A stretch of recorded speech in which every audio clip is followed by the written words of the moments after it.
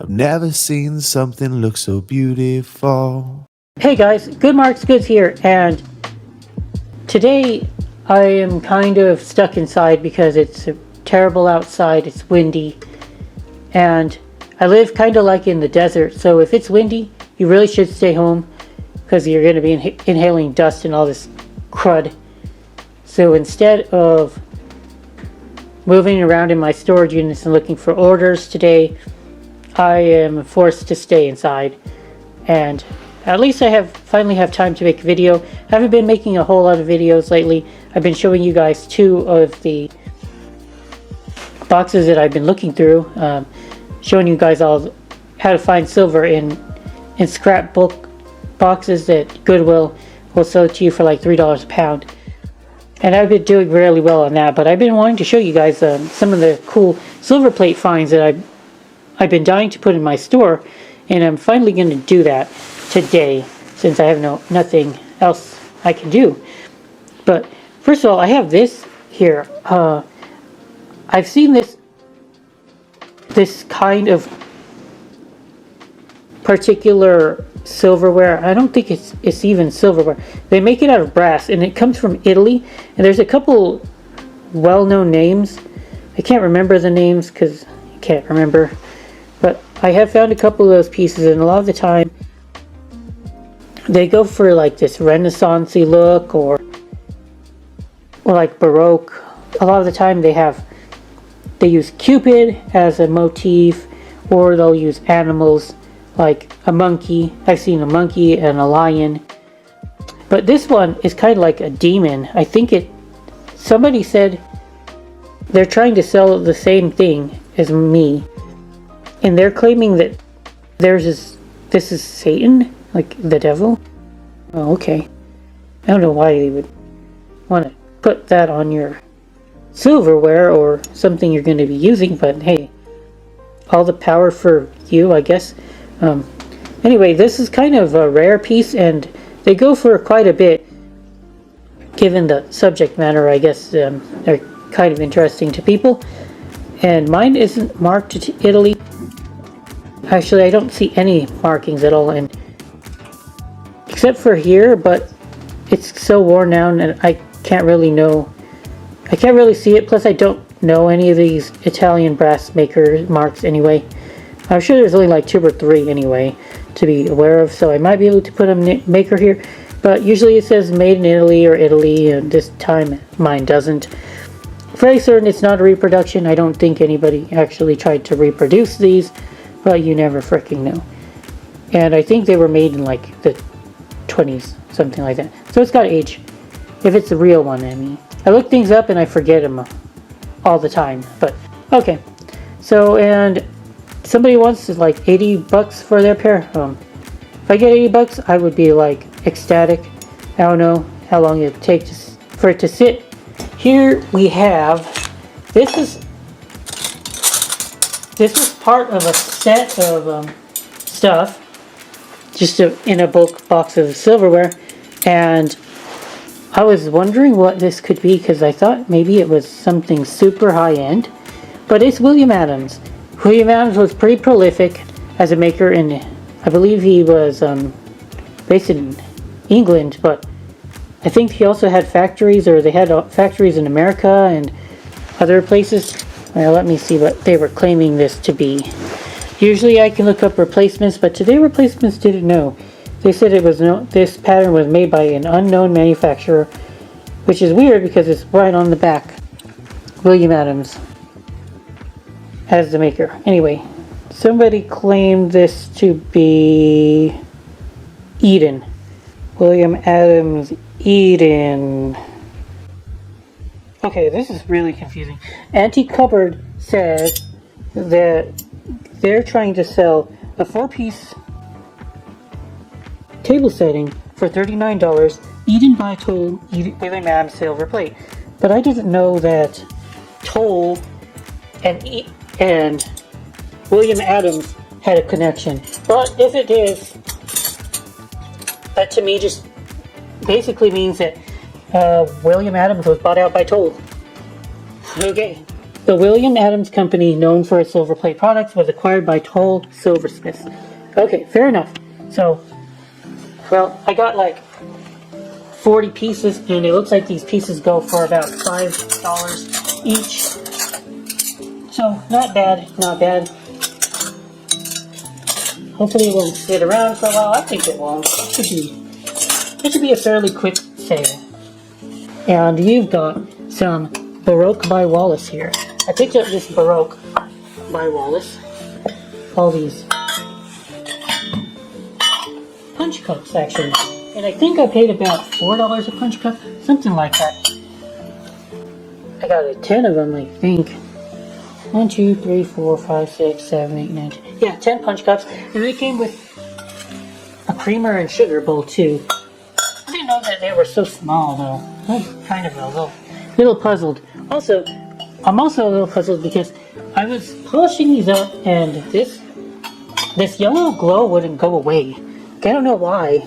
It's like a yellow glow, almost like they were, what's the right word?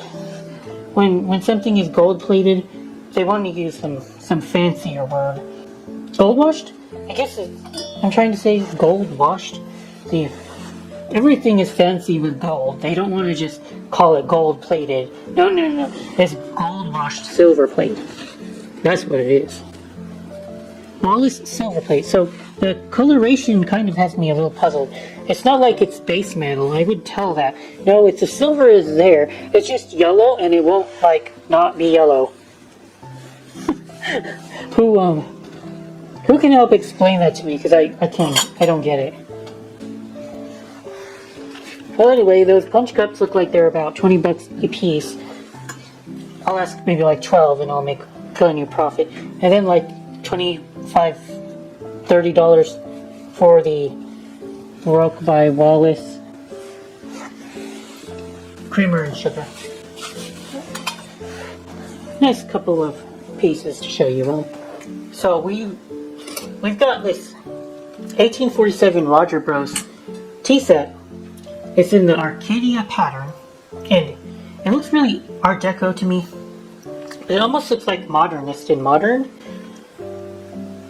I don't know, like there have been some times in pop culture where it became really popular to do kind of like a futuristic kind of thing, you know, Back to the Future and the Jetsons and all that. So this could have been kind of where they were going for this kind of like this futuristic looking style.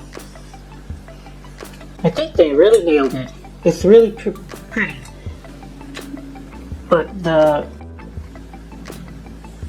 trickiest situations that I have with my stuff is when there's minor, well, it's not even relatively minor, it's actually pretty bad, but not so bad that I would deem the pieces to be worthless and just worthy of throwing them away to the scrapyard. And in this case,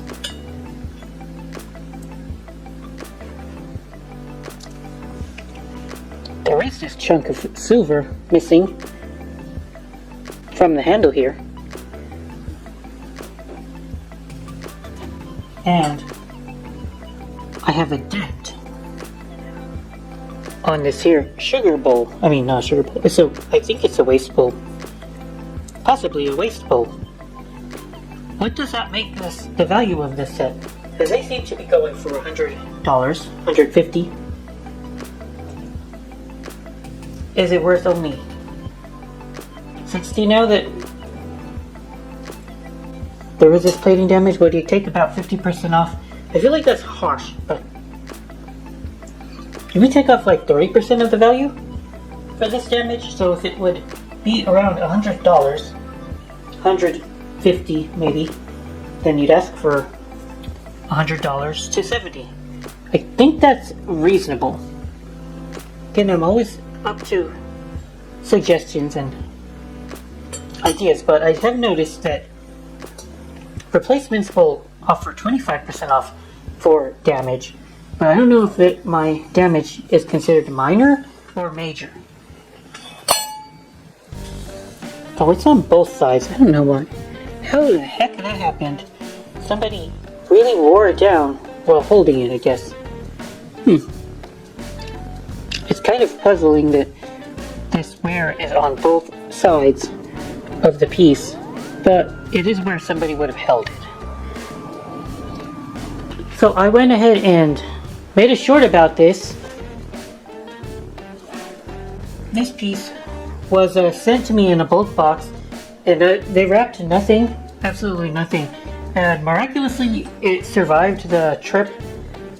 I have no idea how it happened, but it happened, and I couldn't be happier, because it is King Francis, and King Francis is one of the best selling patterns of silver plate out there. I consider there to be 3 or 4 big, and I use quotation marks, big patterns out there that you should always be on the lookout. King Francis is one of those. Bulk by Wallace is another one. And then I would consider, Winthrop, also by, I believe, Reed and Barton. That one has pumpkins on it. Those 3 patterns, there's probably a couple more that usually do really well, but those are some of the most common and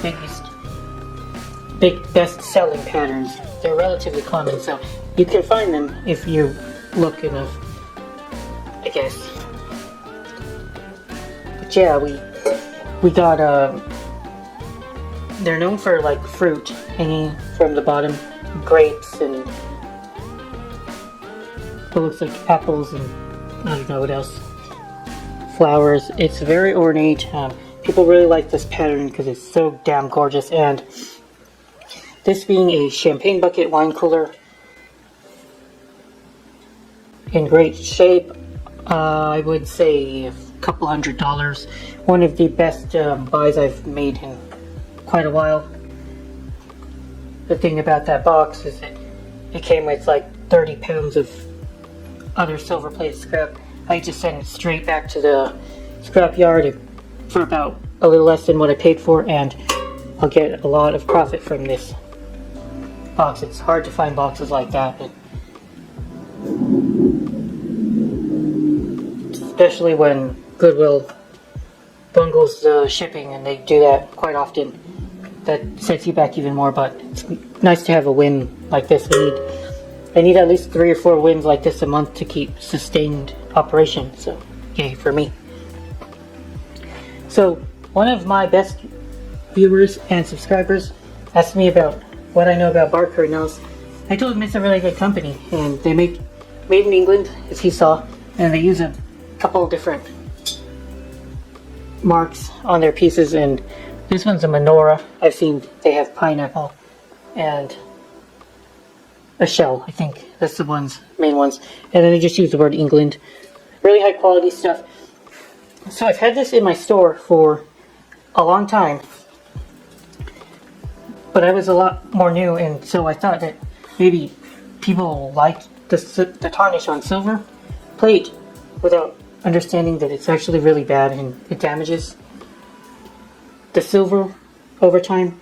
So I just listed it like that, and it wasn't selling, and it's been a long time.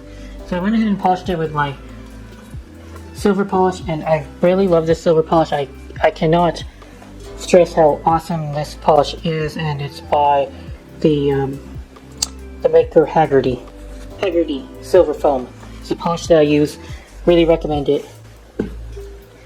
Just wipes the tarnish away really quickly, and it leaves the silver nice. I don't think it damages the silver like Wright's does. It's less harsh than Wright's, and it doesn't leave any residue, so really nice.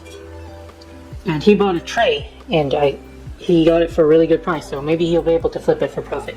Way to go. Sure. Timothy, this is Timothy, yep. Good job, Timothy.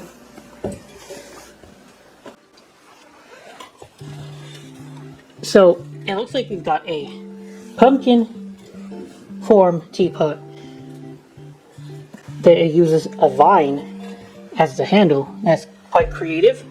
I don't see too much creativity with teapots like this, but this is very cute, very, very charming, and the piece is made by Joseph Wolstenholme of Sheffield.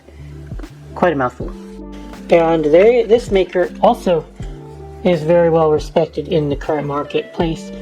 And so I would suggest this to be maybe $100 in value to the right collector. I think I could get it, maybe a little bit more, I'm not sure. This is an unusual piece that has a lot of character, and I'm in for 50, so it wasn't cheap. I just thought that I could still make a profit, and it would be really cool to have in my store.